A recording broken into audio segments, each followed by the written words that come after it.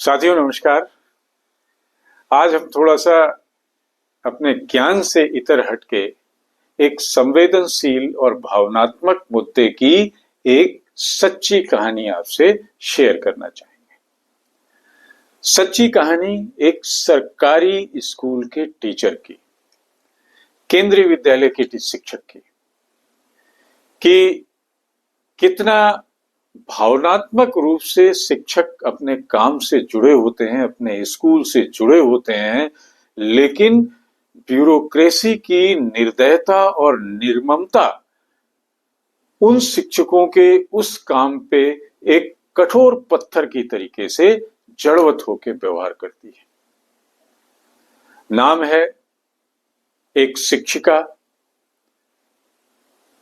काल्पनिक नाम है सविता। एक बड़े शहर में, दिल्ली जैसे शहर में 10 साल से काम कर रही हैं।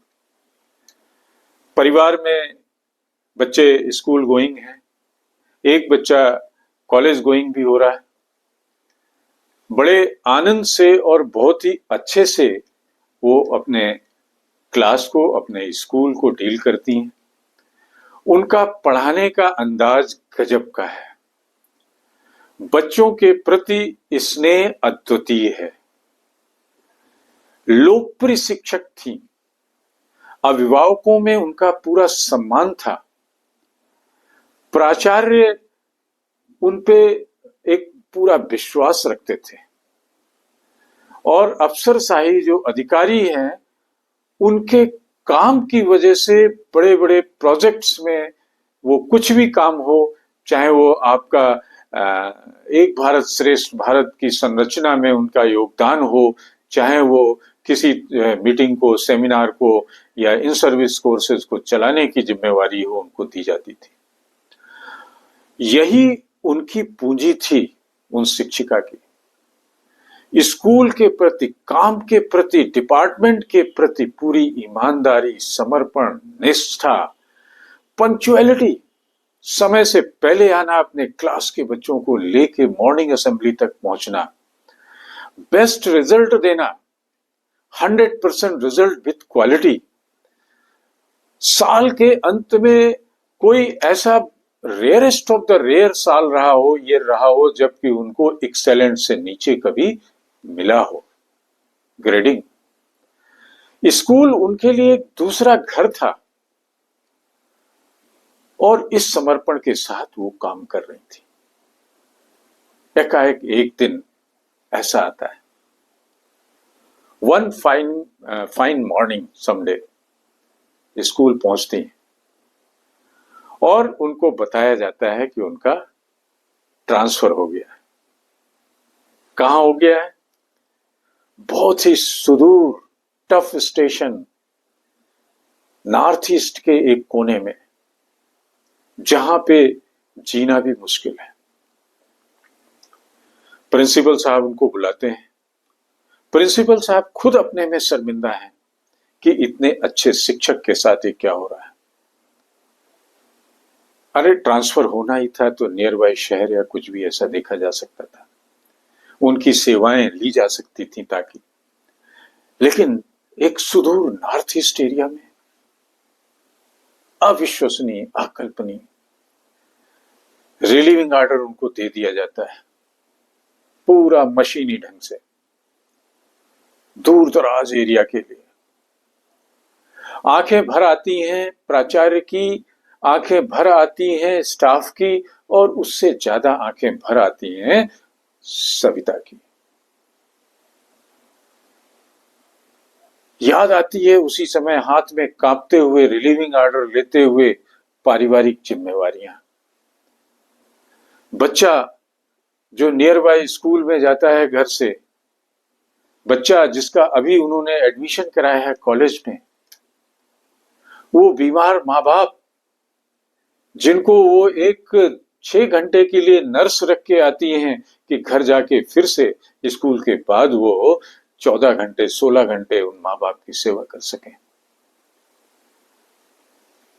उनको याद आता है अपने बच्चे जिनको उन्होंने पंचवर्षीय योजना की तरीके से पढ़ा पढ़ा के आगे किया था कि इनका रिजल्ट होंगे, उन सहयोगियों के साथ उनके अच्छे व्यवहार और बर्ताव जिनसे बिछड़ने वाली हैं, अगर वो शायद वो शिक्षिका सविता अगर अपने आंसुओं को कलेक्ट करना शुरू कर देती तो घाघर में सागर भर जाता।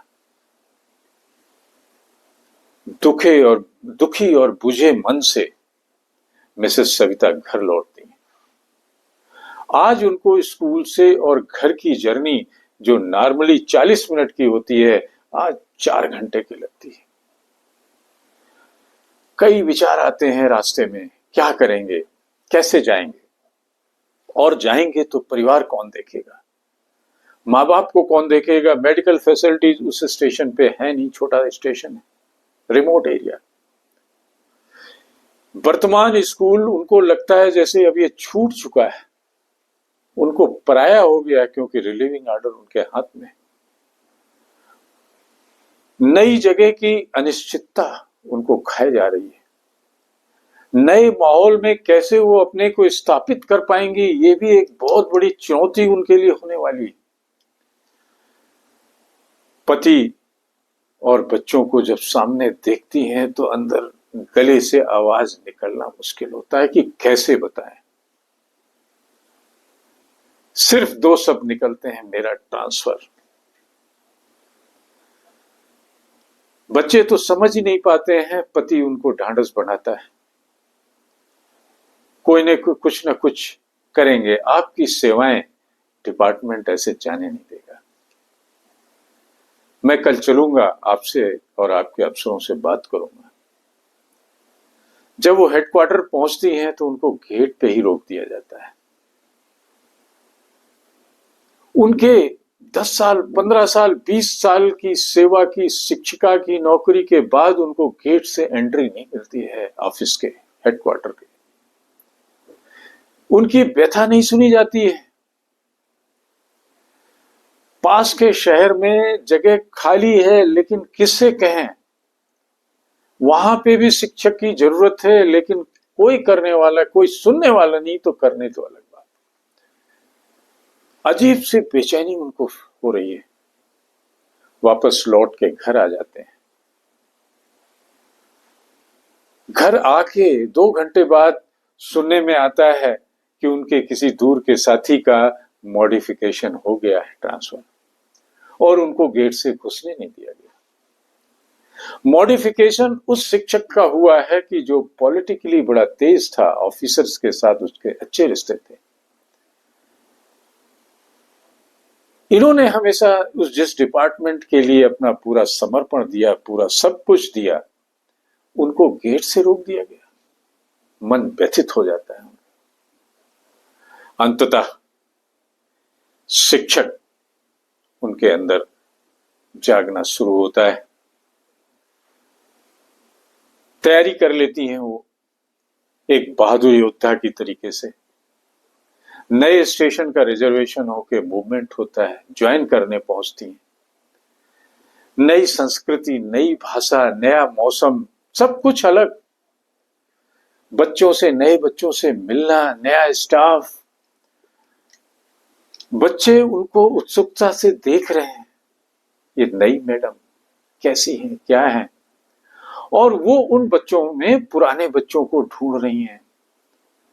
वो बच्चे मासूमियत भरे चेहरे, इनको पुराने बच्चों की याद, स्टाफ से मिलना, और स्टाफ पहले ही दिन कितनी परेशानियां बता देता है उस स्टेशन की। सभी की यही व्यथा होती है जो उस स्टेशन पे पहुंचे हुए हैं पहले से 2 साल, 3 साल, 4 साल से। नए लोग परेशान हैं, पुराने लोग जेल से रिहाई की खुशियों में दिन काट रहे हैं। उनके 11 महीने रह गए, 10 महीने रह गए, 5 महीने रह गए। सबको घर की चिंता, सब एक ही नाव पे चलने वाले। धीरे धीरे बहादुर शिक्षक शिक्षिका का समायोजन शुरू होता है। महीने 2 महीने बाद भाषा और संस्कृति को समझना शुरू होता है, छात्रों के बीच ज्यादा समय गुजारना शुरू होता है, खेल में हिस्सा लेना शुरू होता है, उनकी समस्याओं को समझना शुरू होता है, शिक्षिका की लोकप्रियता का बढ़ना शुरू होता है। इसके साथ ही छात्रों का कॉम्प्लीमेंट मिलना भी शुरू होता है। कॉम्प्लीमेंट कैसे? निर्दोष और इनोसेंट बच्चों के, मैम आपने हमें पुराने शिक्षक की, पुरानी टीचर की याद नहीं आने दी। आप मैडम बहुत अच्छा पढ़ाती हैं, आप बहुत अच्छी हैं। सुन के टीचर का गला आंसुओं से रुधिर जाता है, खुशी के आंसू आ जाते हैं, एक खुशी का झलक उसके चेहरे पे दिखाई दे जाती है। जीवन, उसको महसूस हो जाता है कि जीवन बदलाव का हिस्सा है। नया सब कुछ हर दिन नया सिखाता है। इसको लगता है कि अगर वो पारिवारिक प्यार उसको नहीं मिला तो कम से कम विद्यालय का प्यार उसको फिर से मिल रहा है। और अंत में उस शिक्षिका ने साबित किया कि वो वीर योद्धा है, शिक्षक योद्धा है। समर्पण व प्रेम से किसी भी कठिनाई को पार किया जा सकता है, पुरानी जगह को प्राप्त किया जा सकता है। जो प्यार उसने अपने पुराने स्टेशन पे पाया था वही आज इसको मिलने की शुरुआत हो चुकी होती है। जीवन की नई कहानी लिखी जाने लगती है। प्रेम, संघर्ष और जीत का अद्भुत संगम इस समय देखने को मिलता है। तो साथियों, ये सच्ची घटना है कि शिक्षक किस तरीके से मूव किया जाता है, कैसे वो जाके विपरीत परिस्थितियों में अपना सामंजस्य करता है, अंत में बहादुर योद्धा की तरह वहां पे भी विजयी होता है।